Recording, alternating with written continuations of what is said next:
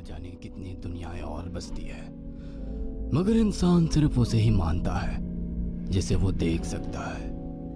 काली अमावस की रात थी। चारों ओर सिवाय हवाएं और शोर के अलावा कुछ भी नहीं था। राजन को आज घर लौटने में देर हो गई थी। रात के सन्नाटे को वो अपनी साइकिल से चीरता हुआ चला जा रहा था।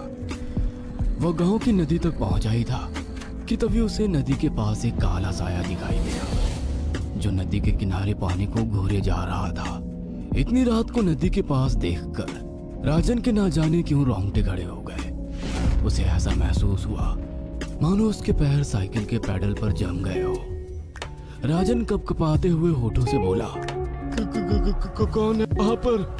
राजन ने इतना बोला ही था कि अचानक वो साया बिजली की रफ्तार से दौड़ता हुआ राजन के नजदीक आ गया। राजन की नजर जैसे ही उस साए पर पड़ी, उसके हलक से एक भयानक चीख निकल गई। इस घटना के 1 महीने बाद अर्जुन का सारा ध्यान ड्राइविंग पर था। उसकी पत्नी शिखा कार में ड्राइविंग सीट के बगल में बैठी हुई एक मैगजीन पढ़ रही थी। शिखा ने मैगजीन रखकर अर्जुन की ओर देखकर कहा, और कितनी दूर रह गया है तुम्हारा गांव अर्जुन? बस थोड़ी दूर रह गया है, आधे घंटे में हम पहुंच जाएंगे। तुम्हारे चेहरे पर इतनी टेंशन क्यों है?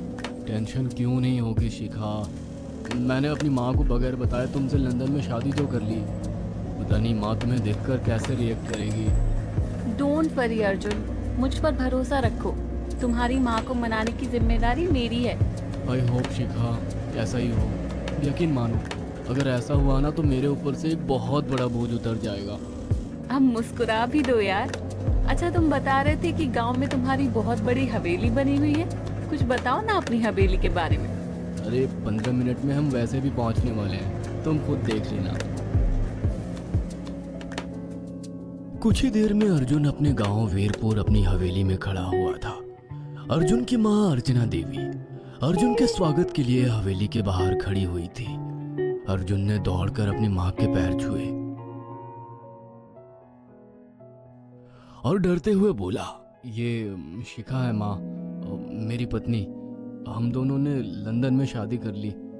अर्जुन की बात सुनकर अर्चना देवी मुस्कुराकर बोली, कोई बात नहीं बेटा, एक ना एक दिन तो तुझे शादी करनी ही थी। इतना बोलकर अर्चना ने अपनी बहू को गले लगा लिया और वो अंदर आने का इशारा करती हुई वहां से चली गई।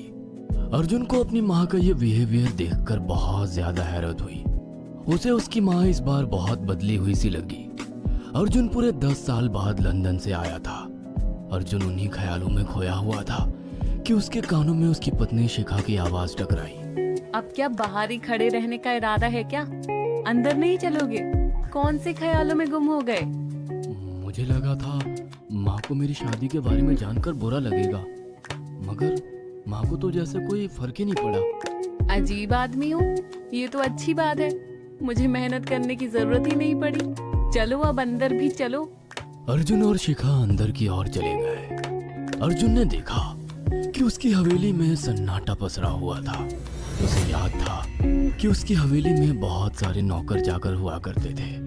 डाइनिंग टेबल पर डिनर के दौरान अर्जुन अपनी माँ से जो बोला वो सुन उसकी पत्नी शिखा और रहस्यमय अंदाज में मुस्कुराकर लगातार देखे जा रही थी। माँ, हवेली के सारे नौकर कहाँ गए? मैंने सबको छुट्टी दे दी बेटा। लेकिन क्यों माँ, तुम्हें तो काम करने में बहुत ज्यादा तकलीफ होती होगी। नहीं बेटा, मुझे कोई तकलीफ नहीं होती। कुछ वक्त से मुझे सुकून और सन्नाटा अच्छा लगता है। अर्जुन इससे पहले अपनी माँ से कुछ कहता कि उसकी माँ ने उसे बोलने से रोक दिया। अर्जुन चुपचाप खाना खाने लगा। खाने के बाद अर्जुन और शिखा बेडरूम में चले गए। अर्जुन बेड पर सोच में लेटा हुआ था कि अचानक शिखा अर्जुन से लिपट गई और वासना का तूफान अपने चरम पर पहुंच गया था। अचानक शिखा को दरवाजे पर 2 लाल लाल आंखें दिखाई दिए। उसे ऐसा लगा जैसे कि कोई उसे देख रहा हो। शिखा ने तुरंत बेड से उठकर अपने कपड़े पहन लिए। क्या हुआ शिखा? अर्जुन, मुझे ऐसा लगा जैसे कोई हम दोनों को देख रहा हो। पागल हो गई हो क्या? हवेली में सन्नाटा पसरा हुआ है, एक भी नौकर चाकर नहीं है। तुम्हें वहम हुआ होगा। तुमने तो सारा मूड खराब कर दिया शिखा। अब सो जाओ, उस रात अर्जुन तो गहरी नींद में सो गया, मगर शिखा की आंखों से नींद को सुदूर थी। अगली सुबह शिखा जल्दी उठकर किचन की ओर चली गई, मगर उसने देखा कि उसकी सास अर्चना नाश्ता तैयार कर चुकी थी। माँ, आपने तकलीफ क्यों की? मुझे बुला लेती आप। शिखा की बात सुनकर उसकी सास अजीब से अंदाज में शिखा की ओर देखने लगी। उनके देखने के अंदाज में पता नहीं ऐसा क्या था कि शिखा को अपने रोंगटे खड़े होते हुए महसूस हुए। अर्चना धीरे धीरे करीब कदमों से शिखा के करीब आकर बोली, कोई बात नहीं बेटी, तुम्हें अब यहीं रहना है। तुम सिर्फ मेरे बेटे के साथ प्यार से रहो और जल्दी से मुझे एक पोता दे दो। काम की चिंता मत करो, वो सब मैं कर लूंगी। कुछ ही दिनों के बाद अर्चना गर्भवती हो गई। उसे हवेली में रहते हुए 6 महीने से ज्यादा वक्त हो चुका था और इन 6 महीनों में उसने नोट किया कि जब से वो गर्भवती हुई है, उसकी सास अचानक से आकर उसके पेट पर हाथ फेरने लगती और अजीब से अंदाज में उसके पेट को घूरने लगती। शिखा ने तंग आकर अर्जुन से कहा, अर्जुन, मुझे तुम्हारी माँ का बिहेवियर बड़ा अजीब लगता है। तुम्हारी माँ जब देखो मेरे पेट पर आकर हाथ फेरती रहती है। अरे माँ को अपने पोते के आने का बेसब्री से इंतजार है शिखा, इसमें अजीब लगने वाली क्या बात है? मैं तुम्हें कैसे समझाऊं? मैंने माँ की आंखों में एक अजीब सी चमक देखी है। कैसी चमक? शिखा के मुंह से अचानक से एक अल्फाज निकल गया, जैसे किसी डायन की आंखों में होती है। शिखा की बात सुनकर अर्जुन का गुस्सा 7वें आसमान पर पहुंच गया। वो गुस्से से चीखते हुए बोला, खबरदार शिखा, आगे एक शब्द मेरी माँ के खिलाफ मत निकालना, नहीं तो मुझसे बुरा कोई नहीं होगा। तुम्हें शर्म आनी चाहिए शिखा। जब से तुम यहाँ पर आई हो तब से मेरी माँ तुम्हारी कितनी चिंता करती है। वह तुम्हें समय से खुद नाश्ता बना कर देती है, खाना देती है, यहाँ तक कि हवेली की साफ सफाई भी वो अकेली करती है।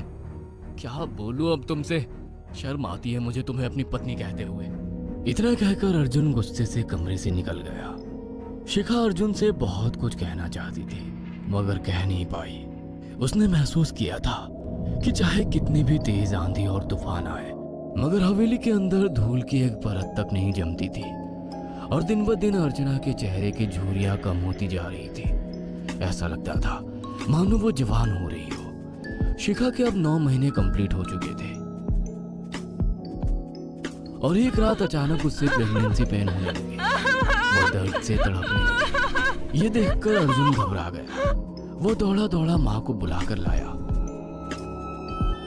और बोला, माँ, हमें तुरंत शिखा को किसी अच्छे हॉस्पिटल में एडमिट कराना होगा। अर्जुन ने देखा कि उसकी माँ ने उसकी बात को सुना ही नहीं। वो तो बस शिखा के गर्भ की ओर आंखें फाड़ फाड़ कर देखी जा रही थी। अर्जुन एक बार चिल्लाकर कहा, माँ, हमें शिखा को इसी वक्त हॉस्पिटल में एडमिट कराना होगा। नहीं, शिखा की डिलीवरी हॉस्पिटल में नहीं, इसी हवेली में होगी। लेकिन इस हवेली में आपके और मेरे अलावा कोई नहीं है। तभी शिखा दर्द से तड़पने लगी। अर्चना ने अपने बेटे को धक्के देकर कमरे से बाहर निकाल दिया और दरवाजा बंद कर लिया। अर्जुन हक्का बक्का रह गया। अर्जुन दौड़ता हुआ गांव की ओर गया। उसने देखा कि गांव में एक पेड़ के नीचे गांव के सभी बुजुर्ग इकट्ठे थे। उनके हाथों में जलती हुई मशालें थीं। अर्जुन उनके पास पहुंच गया और बोला, मेरी मदद कीजिए, मेरी बीवी को प्रेगनेंसी दर्द हो रहे हैं। आप प्लीज किसी दाई को बुला लीजिए, जितना पैसा चाहिए देने को मैं तैयार हूँ। तभी उसके कानों में गांव के सरपंच की आवाज टकराई, बेवकूफ लड़के, तू अपनी बीवी को एक डायन के यहाँ पर मरने के लिए छोड़ आया। क्या कहना चाहते हैं आप? आप जानते हैं आप क्या कह रहे हैं? वही जो तू सुन रहा है। तेरी माँ एक डायन है। इन गांव वालों के हाथों में जो मशाले देख रहा है ना, हम तेरी ही हवेली में आग लगाने जा रहे थे। तेरी माँ ने इस गांव में ना जाने कितने नौजवानों को मार कर खाया है। तेरी माँ एक डायन है। लगता है आपका दिमाग खराब हो गया है। आप जानते भी हैं मैं कौन हूँ? हाँ, मैं जानता हूँ। तू ठाकुर धीरेन्द्र प्रताप का बेटा है। तेरे पिता को शक हो गया था कि तेरी माँ एक डायन है, इसीलिए उन्होंने तुझे हमेशा उससे दूर रखा। पहले तेरी माँ ने तेरे पिता को मारा और धीरे धीरे करके वह हवेली के सारे नौकरों को मार कर खा गई और फिर गांव वालों को भी मारने लगी। और अब तो तेरे होने वाले बच्चे को खाएगी, क्योंकि डायन को नवजात शिशु का मांस खाना बहुत पसंद होता है। अगर मेरी बात पर यकीन नहीं है तो चलकर मेरे साथ तू खुद अपनी आंखों से देख ले। इतना कहकर सरपंच अर्जुन को लेकर हवेली की ओर चल पड़ा।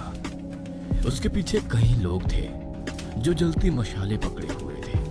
हवेली के अंदर घुसकर उन्होंने उस कमरे के दरवाजे को तोड़ दिया जहाँ पर शिखा थी। कमरे का मंजर देखकर अर्जुन के रोंगटे खड़े हो गए। उसने देखा कि उसकी माँ एक बेहद भयानक रूप में उसके बच्चे का मांस खा रही थी और उसकी पत्नी शिखा फर्श पर मरी हुई पड़ी थी और पूरा फर्श खून से लाल था। अर्जुन को अपनी आंखों पर यकीन नहीं आ रहा था कि तभी उसकी माँ उसके ऊपर झपटी। सरपंच ने चीखकर कहा, अरे इस डायन को आग लगा दो, जिंदा जला दो इसे और साथ ही इस हवेली को भी। सभी लोगों ने जलती हुई मशाले डायन के ऊपर फेंक दी। देखते ही देखते डायन दर्द से चीखने और चिल्लाने लगी और कुछ ही देर में वह जलकर राख हो गई। हवेली में आग लगते ही सभी लोग अर्जुन को खींचकर बाहर ले आए। अगले दिन अर्जुन अपनी पत्नी की यादें साथ लेकर आंखों में आंसू लिए दोबारा लंदन वापस चला गया। अगर आपको हमारी ये कहानी पसंद आई हो तो इसे लाइक और शेयर करना